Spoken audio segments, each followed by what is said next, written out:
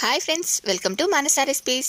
Today tasty and healthy recipe వచ్చేసి కూల్గా summer special సపోటా జ్యూస్ని సూపర్ టేస్టీగా ఎలా ప్రిపేర్ చేయాలో చూద్దాం. ముందుగా ఇలా సపోటాస్ని ఇలా నీట్గా వాష్ చేసుకొని ఇలా మధ్యలోకి కట్ చేసి ఇలా స్పూన్తో లోపలి గుజ్జుని ఇలా సపరేట్ చేసుకోవాలి. చూడండి, ఇలా ఈజీగా మనకు స్పూన్తో ఇలా లోపలి గుజ్జుని తీసేసుకోవచ్చు.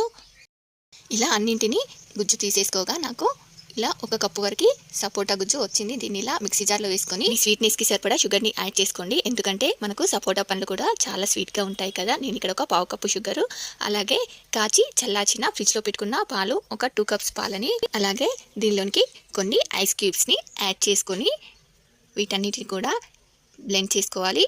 చూడండి, ఇలా స్మూత్గా బ్లెండ్ చేసుకొని కూల్గా ఇలా సర్వ్ చేసేసుకోవడమే. ఇలా నేను ఇక్కడ సపోటా పళ్ళతో సర్వ్ చేసుకున్నాను.